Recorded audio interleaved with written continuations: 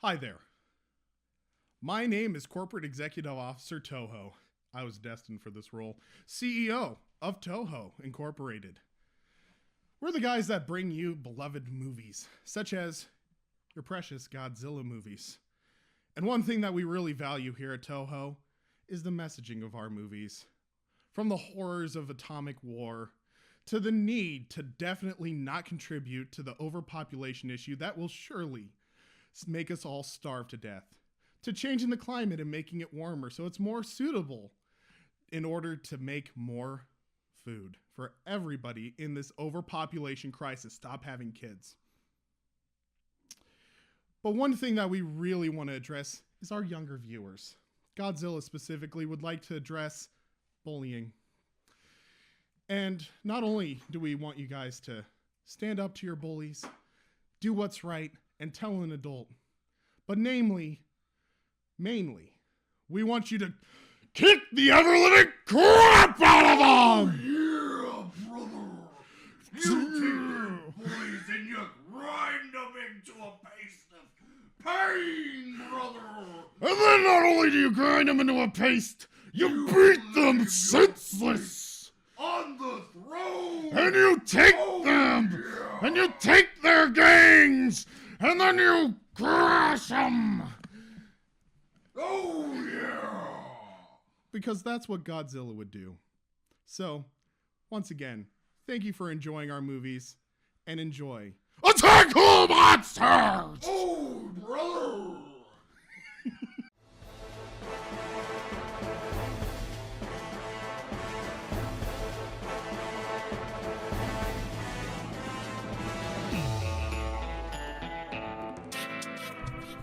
Welcome back once again to Entertainment Rebooted and another episode of our beloved series, Cinema Revisited Godzilla, where we watch all of the classic Godzilla monster films and we talk about the good, the bad, the ugly, the iconic, and then we also do a little fun twist where we see what would it look like to try to make these films for a modern audience. Speaking of greatest kaijus of all time, I'm joined, of course, by the channel's personal kaiju, Pat the Great and Overpowered. Sparkly pickles. All right, Pat. Tonight's film was none other than 1969's All Monsters Attack. Yes. Featuring Godzilla and a slew of other monsters. Mm-hmm.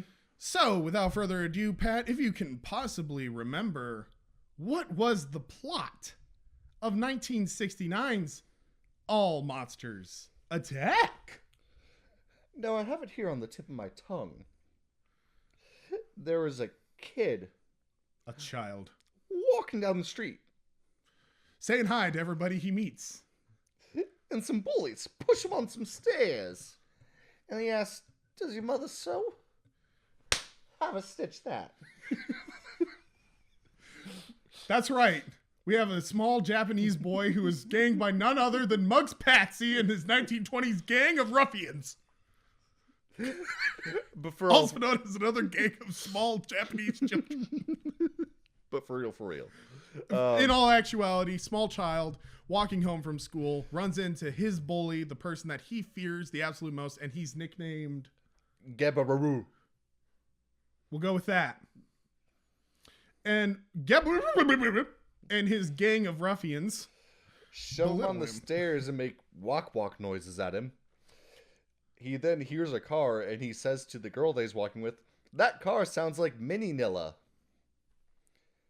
And she's like, "What?" Well, that happened before he got beat up. No, that was after the stair push.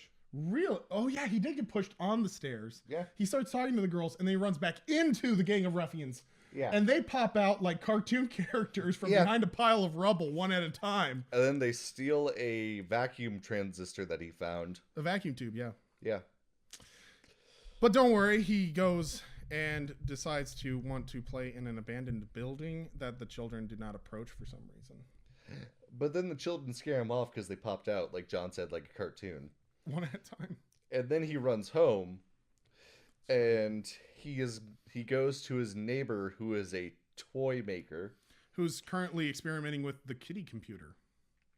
and has the key to his apartment because his dad is working the railroad and his mom is working at a... Some kind of customer service place Yes. that the detectives like to frequent right before the evening shift. Yes. Anyway, the child's all alone at home, and he decides that once he's done with his snack, because he doesn't even do homework, Yep.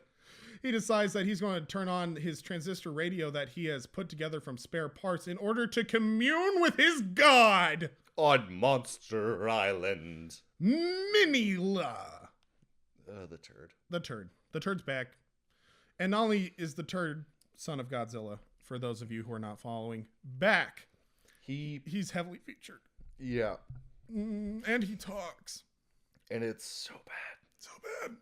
So, he kind of fades out of reality into a dream that may or may not be electrically induced. Coma, like shock therapy thing that he's given to himself. Yeah. Unsupervised with electronic devices always works out really well. Way to go, kids. Yep. We do not endorse that. Wait, we don't? For legal reasons, we do not endorse that. Oh, yes, for legal reasons. For legal reasons, we do not endorse. Please do not try to give yourself shock therapy in order to talk to the turd known as Son of Godzilla. Yes. It definitely does not work. Not at all. Anyway, so he goes into this weird trance state in which he is now the same size as Mini Godzilla, which isn't explained until later in the film. Yes. But Mini Godzilla talks to him about how there's a new monster on Monster Island. Gabara. The same name that he gave to his bully, the child gave to his human child bully. Yes. But Gabara is like a fully grown adult monster. With hair. That's a reptilian with hair and horns. But no tail. And he can also control electricity with his magic glowing horn. He literally casts, like, Shocking grasp. He casts Shocking Grasp. And Minizilla tells him about how Godzilla keeps telling him you need to fight your own battles. And then the toy maker wakes him up. He's just like, hey, your mom's not going to be home tonight either. So dinner is off. Do you want to come eat with me? Small child. The child then leaves the house. With the strange man. Actually, no. He leaves before. Yeah, he leaves. He goes leaves to the abandoned building.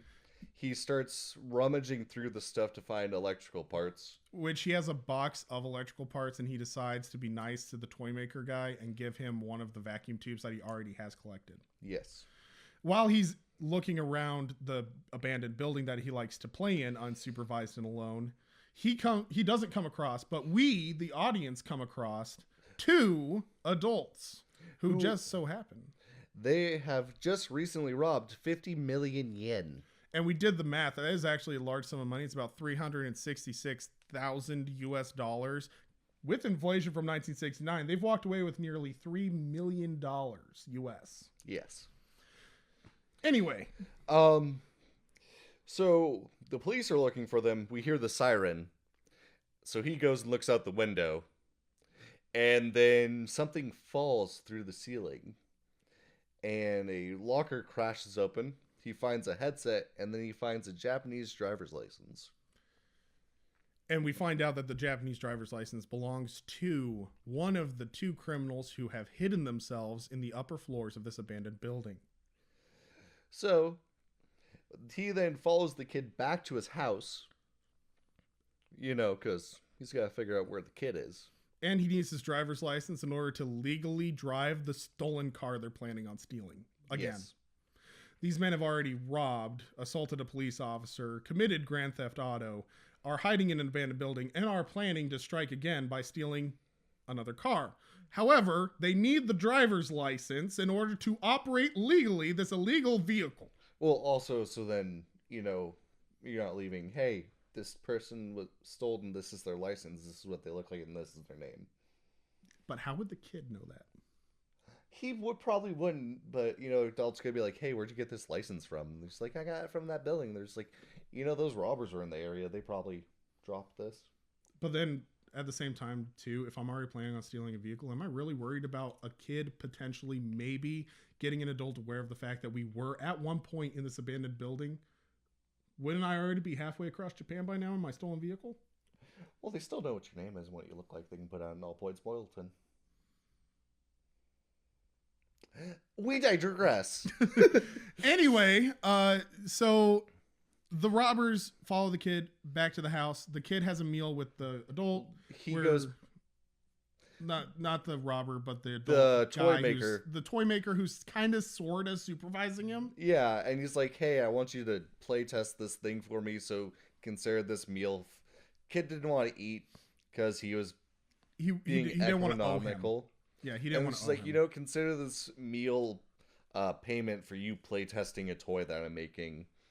And then the kid goes back to his apartment, goes into another electronically induced trance because he found a headset. He found a headset while he was in the abandoned building. So it's even more intense now, and he's able to communicate more with Minilla. Turd. Yeah. He communicates with the turd, and the turd grows 10 times his size. Yeah. So it turns out that Son of Godzilla has the ability to shrink down to actual child size in order to communicate with his only friend on the island. Yes. The kid who's electronically transported himself. Yes. And he has this power, and he can change back into his normal, like, larger half size. Half turd. Well, like half the size of Godzilla turd size. So giant skyscraper turd. Yeah. So he does that. He tries to face off against his bully, and he gets the ever-living crap beaten out of him. Yes. He runs away, as children do, from adults who are beating the crap out of them. Yes. And he gets woken up by the robbers. Yes, the robbers wake him up, and they then get the license from him, and they're like, you know what? We're going to take this kid as an insurance policy, so on top of everything else, we're going to add abduction. A kid, yeah. Yeah, they kidnapped another kid. So, like, on top of everything, let's add kidnapping and assault also. They do hit the kid. Yeah, a little bit, yeah. A little bit, yeah. We can assume. Yeah, so one of the robbers threatens the kid with a butter knife. A folding butter knife. Folding butter knife. We say that it is probably actually sharp, but from what we saw on screen, it looked just like a big, flat, dull knife. Yeah. Anyway, so he threatens him with the knife. They have a bit of a tussle. Go back to the abandoned building then. Yeah. The kid self-induces himself into another trance. Half of the knife guy stares and watch him. The other dude goes off, and he's gonna go steal a new car, which is the toy maker's car that they looked at outside the apartment. But that car is also for sale as a clunker. Yeah. That's never explained. Yeah. A lot of things aren't explained in this movie. If you're confused by our description of it, that's because this movie is probably the most trippy thing we've seen so far in the series. Yes, like just quite in honestly, this series. In this series. Yeah. I mean, we've seen trippier. Yeah. But. So he then trances himself. He goes back to Monster Island, and he then helps Minilla confront his the bully monster, and he gets in a really large fight. We get some recycled footage from Ibira Horror of the Deep because Godzilla fights Ibira. Yeah. That was in Son the of second Godzilla. trance. Then we get Son of Godzilla where he's fighting the insects, and then we get Son of Godzilla 2 where he's like learning how to do his breathing. Yeah. His little rings and his like shooting things. So Minilla stands up again to the bully. The kid drops a rock on Minilla's tail, which causes him to fire. Then he runs to Godzilla. Godzilla just turns him around like 3 times, then kicks him towards the guy. Yeah, literally, Godzilla's just like, dude, stop being a wuss, fight. Yeah. He does fight. He starts kind of getting at him. He sort of defeats him. Godzilla goes to congratulate his boy. And then he gets Gabara bites Godzilla, and Godzilla's just like, nah, son. You don't bite the king. And they get in a big fight. And Godzilla lets him have it. He's taking all the aggression that would be focused on his son, who's normally disappointing. And he's finally like, I'm going to just take this out on a monster my own size. Yeah. They get in a huge fight. Godzilla wins the day. and the kid comes out of his trance and decides He's going to fight too. I'm going to fight, and I'm going to be like Godzilla. Yep. And so he uses some of the moves that Godzilla used and some of the other monsters use against each other to free himself. Yeah. He bites the hand of the robber. He throws rocks. Donkey kicks. He donkey kicks. Throws rocks. He then uses a fire extinguisher. Like atomic breath. Yeah, one of the dudes. Straight up just like sprays this like expired fire extinguisher into this man's face. Repeatedly. Let's just say that, needless to say, if justice didn't stop these men, the cancer would. immense amounts of cancer would eventually stop them. He uses Godzilla's weakness, the ledge, against one of them. That is true. That is one thing. Godzilla did not meet any ledges. Yeah. In this movie. The toy maker walking back from a robbing place sees his car. He's like, I know this car. Why do I know this car? It's my car. What's it doing here? And then he's looking around. He's like, wow, there's a whole bag of money in here. I'm a poor man. I could definitely use a little bit of money for my inventions. I'm going to call the cops and make sure that they get all of the money. Yeah. He does the right thing. Yeah, he does. He actually calls the police. The police come. They get the money, and then he's like, oh, they're probably in that abandoned building over there. Kid comes running out of the building with the expired fire extinguisher dude with the knife after him. And the cop's just like, don't move or I'll shoot you. And then he walks towards them, and they don't shoot him. And he doesn't drop the knife either. Until they finally get, like, in confrontation. They get close enough that he could, like, lunge at them. They're just like, drop the knife. Yeah, just drop the knife, dude. And he does. He's like, well, I guess I've been captured. The other dude comes out, he tries to sneak away, and they're just like, come out here, there's no running away. He comes up to him, and he's just like, you know what, I'm sorry. And then he gets handcuffed like, but I said I'm sorry. They get taken away. The kid has breakfast with his mom. And on his way to school, he's confronted once again by his bully in this gang. And he decides, I'm gonna Godzilla you, son. And we get like actual like slow motion and then like right up in his face, like violent facial expressions as he goes in and like headbutts and tackles his and just like throws him to the ground and like shoulder charges him multiple times. And then the kid stands up after being like beat up by this kid and is just like, respect, brother. The kid that beat him up then runs and honks the horn. No, the kid that is normally beat up, the main character kid who's normally beat up, decides that on top of now beating up his bullies, he's going to do what the bullies tried to make him do to get him in trouble. Yeah. And he does. He honks the horn and he gets the painter to fall off the ledge. The nice lead paint then falls all over this guy. There's so much cancer. And he's running away, and the other kids are just standing there like, oh dang, he did it. And he's just like, you kids, so they run away. Well, and then they do this like weird chant that's like, yeah, baby! Yeah! Got him! Yeah, very, very strange. He's running away. He runs into his father who's moving a train engine. He's just like, running in place saying, hey, Dad, can you cover for me? I did something really bad. Hey, Dad, can you apologize for me? And then he points back. He's just like, Dad's just like, wait, you did that? What are you doing? He runs away. He's just like, where are you going, son? He's just like, I'm going to get you, kid. Where are your parents? And then the parent shows up and is like, I'm the son. I'm this child's father. I'm so sorry. We're broke. We'll pay for your My laundry. wife has to work. We can't afford rent. She works overtime. I work overtime. I'll pay for your laundry that my son did. Yeah. I don't think that kid actually ate for the next week. That was probably his punishment, was just like, food is a luxury, Ichiro. It's a luxury. Yep. Anyway, that's how the movie ends, is him running away like super giddy about the fact that now he has a gang of rowdy youths worshiping him for his violence. Yep. And his dad is like paying the bill. Yep. For all of his crimes. Yeah. It's a strong message. That was the movie.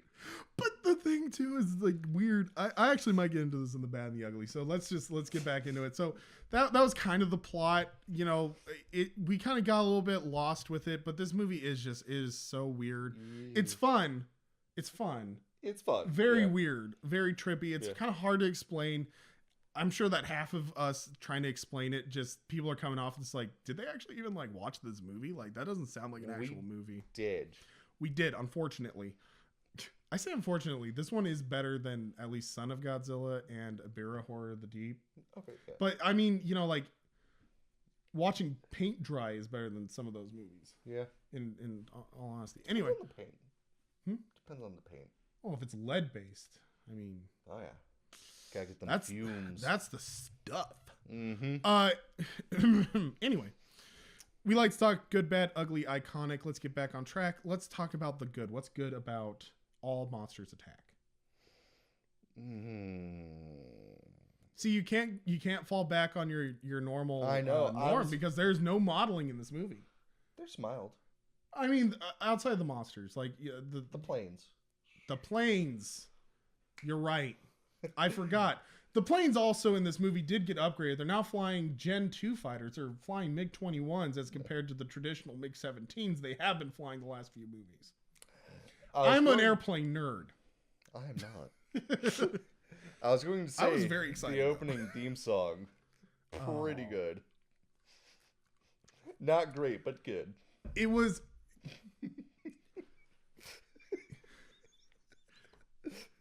I agree. The theme of the song, like the actual like background music, awful. Yeah. Once again, we're back to surfer jazz. Yeah. The lyrics, peak. So great. Peak lyrics. Magnificent. Wham! Bam! Crash! Go Godzilla! Fight! The troop monsters are pollution and smog. I'll get into that. That's my bad, actually. That's my bad. Okay. All right, but that's the theme song's peak. This is peak entertainment. Just magnificent. I would say that the good is that yes, they recycle a lot of footage, but is the best footage. It is the good footage of those movies. All of the fight footage is just really fun. I wouldn't go and say I might go and say that's iconic actually. Like, you know, they actually have a lot of kaiju fights. There's a lot, yeah. There's so many kaiju fights. Okay, so that'll be my iconic. Spoiler. For like 2 minutes. For like 2 minutes. Like 2 minutes in the future. I guess good would be...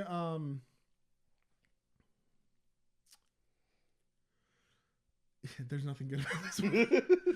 I told you this is the hard part about these things. So if you guys don't know, like the way that we actually do these things is like part of the reason that we kind of pause and stuff is we're doing this live. We literally watch the movie. We usually do the cold open before or we do it after, but for the most part, the good, bad, ugly, iconic, we're literally just making it up on the spot. If you want us to script these, let us know in the comments below. That's not scripted.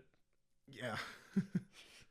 Anyway, I guess the good would be I enjoyed the human characters. I actually enjoyed the human characters in this quite a bit.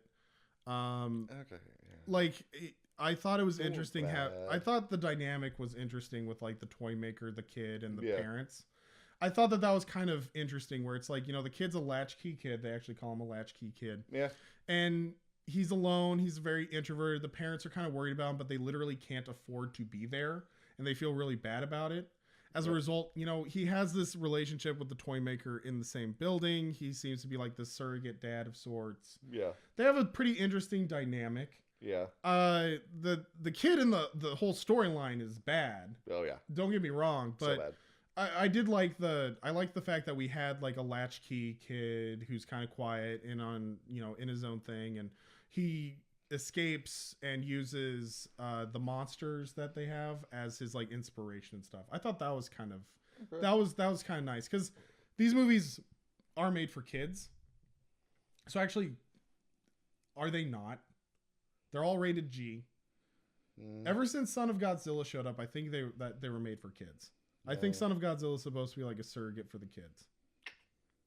So I would say that actually using like a child to kind of show like, hey, we want the monsters not only to be like these scary things, but at this point they're also kind of like role models and stuff that you can kind of look up to.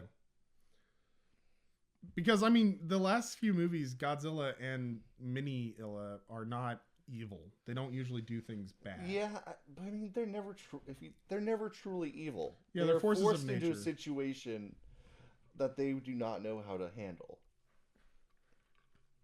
The human world is not one made for Godzilla. Right. Human civilization is not made for Godzilla to wander around. He's a force of nature for the most part. He's not actually evil. But the last couple of movies, he is a hero. Yeah.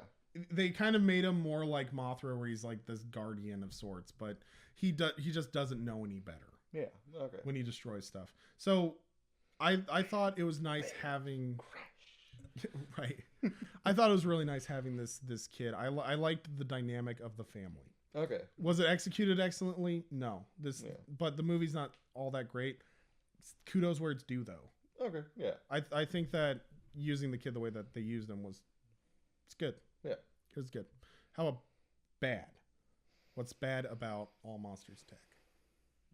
Not ugly, Pat. I know, because bad. I know what my ugly is already, so I'm trying to get the bad. I already said my bad, right? No, you said your iconic. That was my iconic. You're right. Yeah. They're all blending together. Would say Minizilla's voice is bad. Yeah, the fact that he talks and the way that he talks is not. Yeah, it's just. Yeah. It's very. It's just no. Bad. Don't like it. Yeah. I agree. Like the actual voice work with, and it's odd. Yeah. Because we can kind of assume that mainly it's because the kid's clearly hallucinating. Yeah. He's taking naps and he's falling asleep, and he made this toy so that it kind of focused him on this. He made a radio to call Monster Island. Yeah. He made a computer. Well, he says a computer. It's a radio. The kid's not very smart. He made a computer that he talks to. Mm-hmm. And the computer gets him in contact with Monster Island, and he talks to Minilla. Yeah. But I guess it makes sense if you're looking at it as no, he's not actually talking to him. This might not actually take place in a world with Godzilla. Think about it. Maybe this is actually a movie that's outside of the Godzilla No Kidding universe. And it's the kid who's watched the Godzilla movies playing with Godzilla as in the movies. And that's why when the fight scenes are happening, it's actually the movie. It's just clips from the movies he's seen. Okay. That could... Maybe that's actually what... Maybe this movie's actually kind of genius. No, it's not. It's not genius, but I mean it makes a lot more sense. That kind of does, yeah. It makes a lot more sense if you think of it as taking place in the real world, and the kid's a fan of the Godzilla movies, which also makes sense that he plays all the noises and stuff, and he's that's how Minilla roars, and none of the adults seem actually all that worried about monsters and stuff when he mentions them. Yeah. They seem really for them it seems really weird. And that does. And he has the interview at the end. Yeah, where he's just good God, it's the iconic.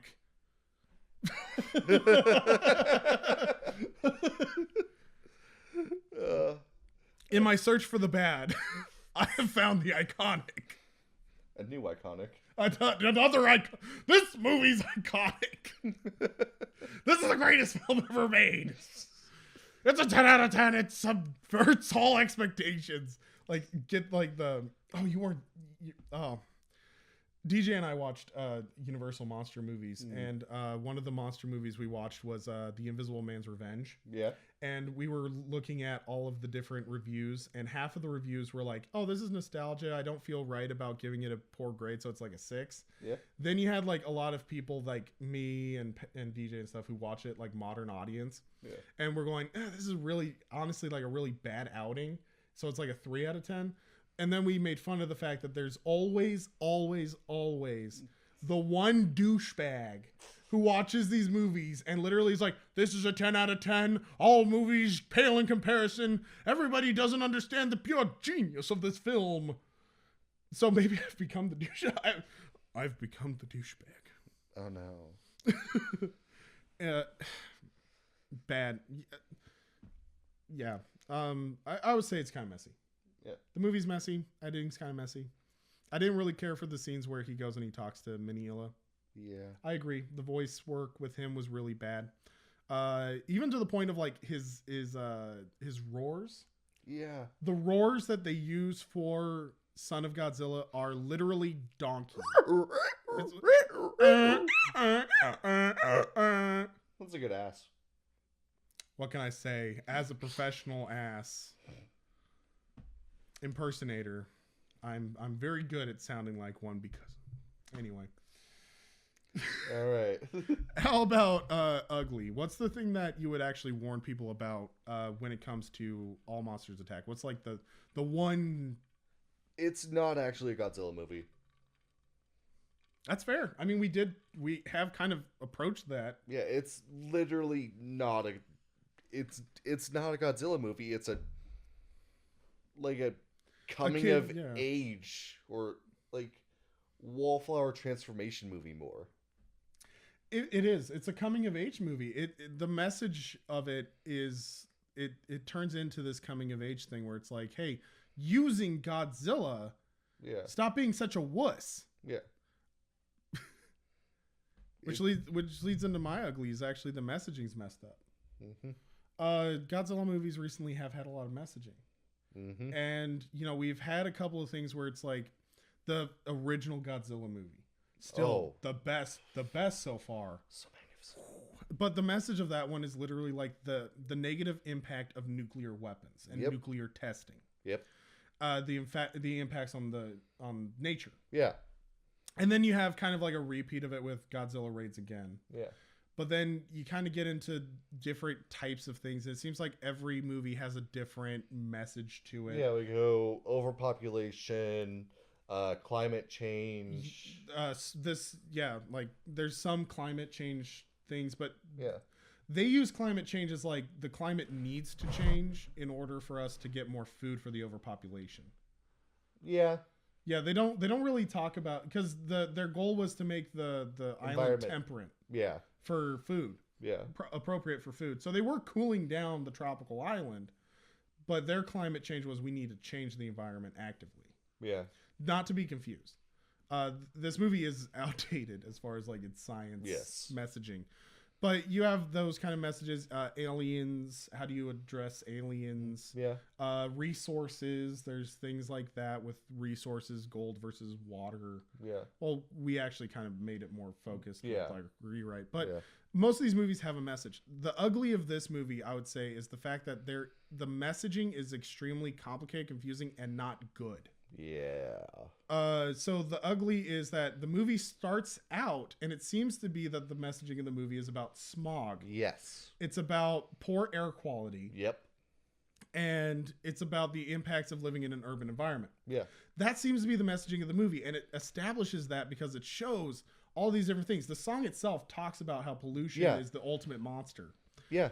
The kid's family is literally working overtime in order to get him out into the country so he's not living where in there's the city, better air. Where there's better air because they're worried about asthma. Yeah. And that's a thing that's actually happening to a lot of youths in the area. It's like, hey, asthma is becoming really bad due to smog.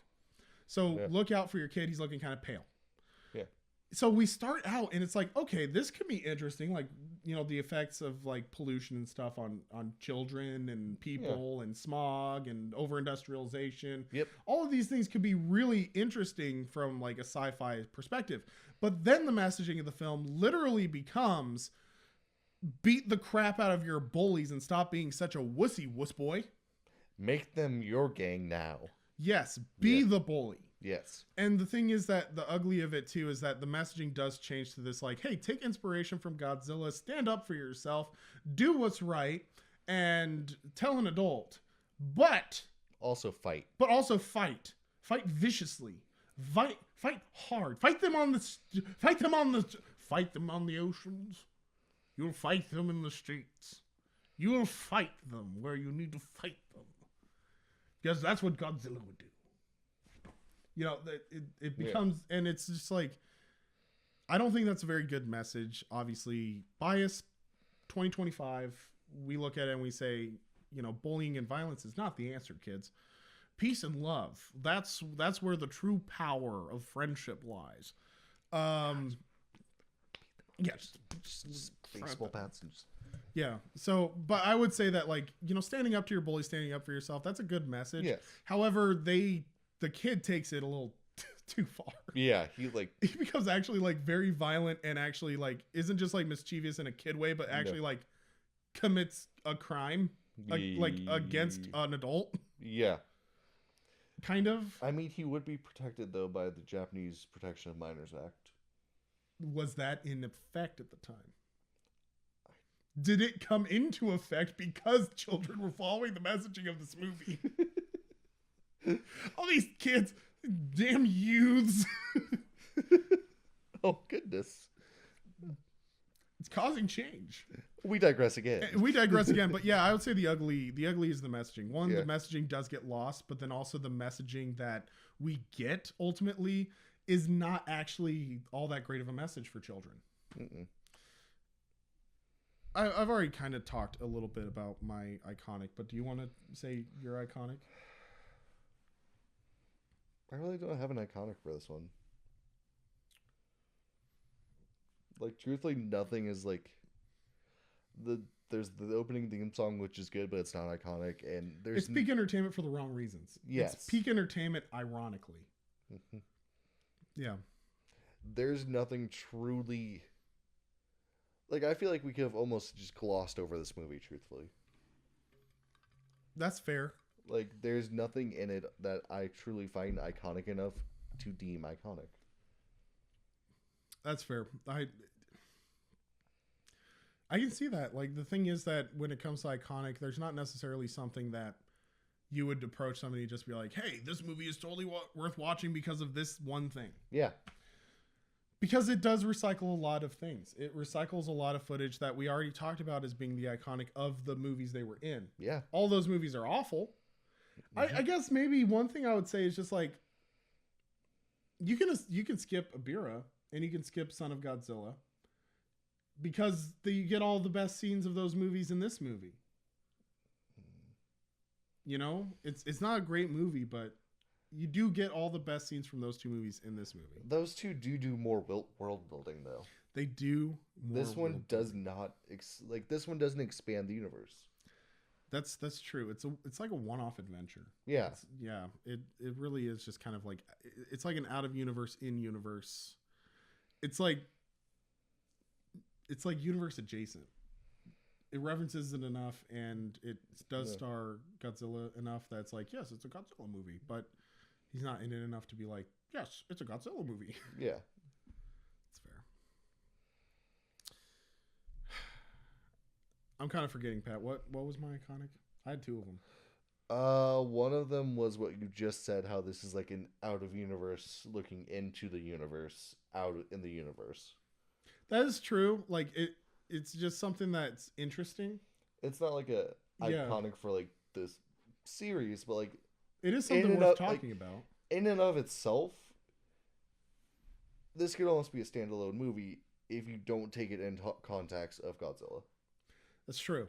Yeah, like standalone, it's an interesting movie to watch on its own, but yeah, trying to rack it up against all the other Godzilla movies is difficult. The other one was The Latchkey Kid, The Family Situation. Oh, okay. Actually, that was kind of my ugly. That was your good. Well, it was. It was my good. The good was the Latchkey thing. Your iconic was the human characters, wasn't it? No, I think this is the issue of not having these things scripted. Yeah. It was good having that dynamic. I liked that dynamic. However, it is kind of also ugly. It goes kind of into that messaging thing. It's kind of bad. It goes into the messaging thing because the movie is so messy. Yeah. That dynamic doesn't really matter ultimately. There's not really a lot of this dynamic that works very well. Yeah. I guess like the iconic would just more be along the lines of just kind of like a warning where it's like, hey, this isn't really like a Godzilla movie. It has some interesting things to it. It does have the best parts of A Beer Horror of the Deep and Son of Godzilla. Son of Godzilla. However, if you're just in it for monsters fighting, this movie has a lot of monsters fighting. But at the same time, it's also just it's such a mess of a film. Yeah. That almost the iconicness of it is how messy this movie is. Because it's just like, hey, do you want to watch a fun mess? Okay. I'll give you This that. is kind of one of those movies that you put on for... I could see putting this on for like your kids. If they're not paying... Because kids aren't paying attention to the story. True. They're not paying attention to what the kid's doing. Yeah. They're more interested in the colorful monsters fighting each other. Okay, I'll give you that. Anyway, that was good, bad, ugly, iconic-ish. We kind of just talked about it, ranted on it a bit. This movie is such a mess that it's kind of hard to keep to the sections. Yeah, it's kind of hard. It all blurs. And that's exactly what it is. It's because it's like, yeah, it's good until it's not really. It's iconic in a bad way. Everything runs into each other just too much that we can't actually separate it into like base components. Right, exactly. All right, so let's say that Toho approaches you, Pat, and says, we kind of want to do a modern version of All Monsters Attack. Or Attack All Monsters. All Monsters Attack. All Monsters Attack. We have said both. Yes. It shall be both. But anyway, they come up to you and they say, we want to do a modern version of this. How would you make a film like this, remake this film, or make another film of the same vein? Modern audience. If you want more time, I can go. Yeah, go ahead. Okay, so the thing that I would do is, in order to fix this film, first and foremost, I would have the kid leaving a screening of a Godzilla movie with his friend. They're not leaving from school, they're leaving from an outing with his one friend. As they're walking, he's kind of nerding out, or even, he doesn't even have to be leaving a screening of a movie. Just have him have a Godzilla backpack or a Godzilla lunchbox. Have him have something that is Godzilla. And it's very clear that he is nerding out about the movies. Have the kid he's talking to while they're walking kind of say, you know, those movies aren't really my thing. I just don't get it. I don't really get the point of those movies. Like, you know, kaiju fighting each other. It's fun, but there's not really anything of substance to it. That's why my parents don't like it or something. As he's going about, we run into his bullies. We don't introduce the bullies like they're a bunch of freaking cartoon characters. And he actually does get like beat up. And maybe they take his precious Minilla lunchbox. Or his Minilla action figure or something. I know. But don't worry, Pat, if this was for a modern audience, I wouldn't make him look like a giant turd. He would probably look closer to that. Like an actual miniaturized Godzilla that's kind of cutesy. Yeah. For kids. So maybe they take his mini Godzilla from him. And he goes home and, you know, we get some dialogue from the parents where they're like, I'm really concerned about my kid. He's really into these movies. He doesn't really seem to be able to have a lot of friends. He's not really standing up for himself. Life's just really rough for him. We're not around. I'm worried about him. You know, he's really kind of just reclusive. He's really into these movies and he doesn't seem to be able to make friends with people. Yeah. He goes and he talks to the toy maker. Maybe the toy maker actually made him the toy and stuff. And he's more supportive where he's like, hey, like, let's try to find ways to get you more interactive and things like that. Yeah. But the ultimate message of the movie does kind of go back to, hey, like, remember what Godzilla kind of does. Godzilla fights the things that gets in his way. Yeah. You know, he stands up for himself. The humans always stand up to Godzilla. Maybe, you know, something like that, where it's like, hey, like, learn the lesson of the movies. They're really fun. They're really cool, but you should be able to stand up for yourself and be willing to stand up for yourself. Stand up for yourself and your friends. Maybe that'll help you make better friendships or something like that. You know, get out there, be more brave, be bolder.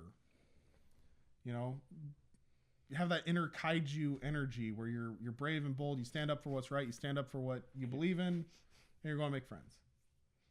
Something like that. Just something hilarious I need to tell you once we're done recording. Sorry. I can't wait, Pat. I can't see while we're recording. I want to know what you're thinking now. I'm worried. I'm scared. It's not bad. It would be conceived wrong.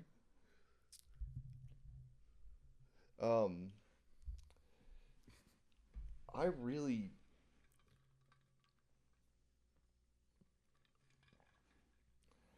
like, I agree with you. Like, I could see your way. I just, truthfully, if we were doing this, like, they came to me and, like, they wanted this as part of the, like, series of the new Godzillas, my answer would be no. That's fair, actually.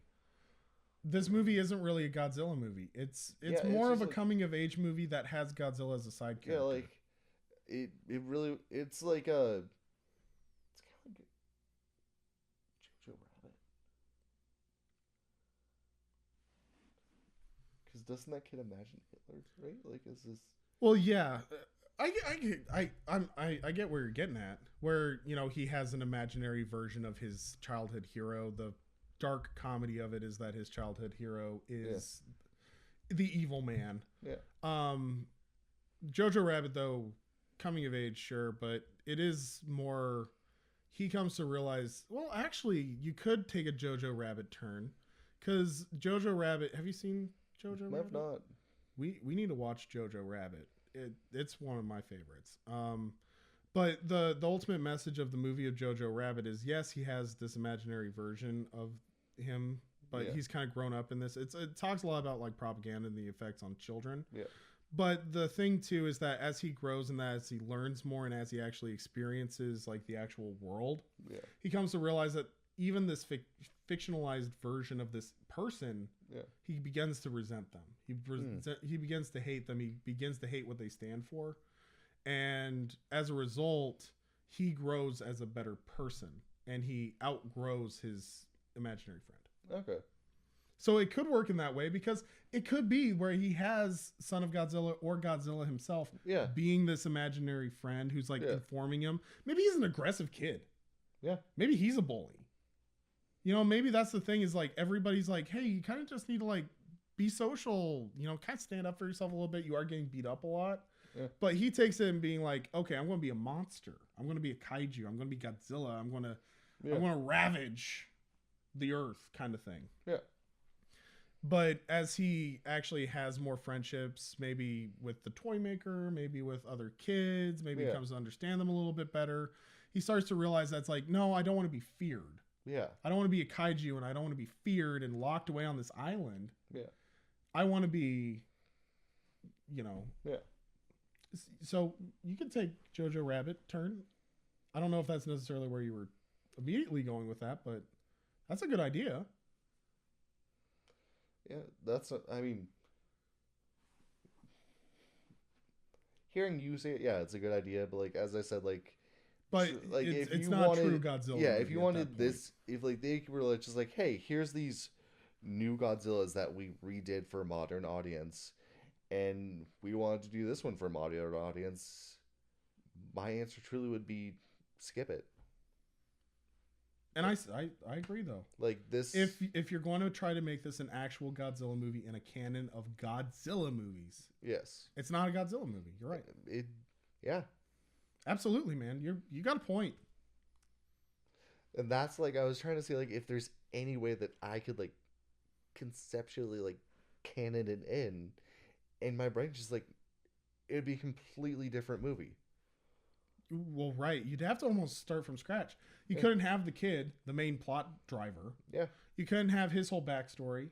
You couldn't really have the whole thing where he's, like, because even, like, think about it, like, you can't have some kid electronically transported to Monster Island to communicate with one of the monsters. Yeah. That's a major part of the story. Yeah. Like, the only thing that you can really do is scrap most of the movie and be like, actually, let's make a movie about pollution. Yeah. Like you wanted to begin with and ran out of ideas. Yeah, like, Let's run it the beginning scene. The kid's getting sick from asthma, but let's make it like a kaiju thing. You're getting sick from asthma. The asthma is affecting their natural habitats and driving them out. And that's why they're attacking. Yeah. Yeah. It could be something it could be something like that. Yeah. Make it a message movie with the original message, not the one that we eventually ended up getting. Got shoehorned with. Yeah. Kind of got stuck with. Even the theme song people, the theme song people did not watch this movie. They were just like, did not. No, this is probably what happened. It was like, meanwhile, in 1968, Tokyo. So, boss, my girlfriend is a part of this band, and she made a kick-ass song about pollution and how it's really bad. I'm listening. We're going to add Godzilla to the song. I like it. Where are we going to go with this? We're making a pollution movie about Godzilla? Nope. We're going to teach kids to beat each other up. I like it. Send it.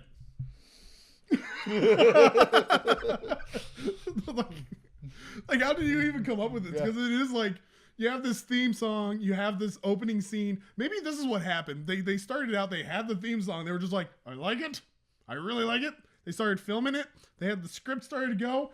And then there was a catastrophic fire at Toho. And they only were able to save the first 5 pages of the script. And then they were like, damn you, pollution. And then they decided, or what they were doing was like, while they were filming it, the kid got like the absolute snot beat out of him. And they were just like, we need to save this child. We need to give him hope. Yeah. We already have Godzilla. We have Minizilla. Let's make it an anti-bullying book.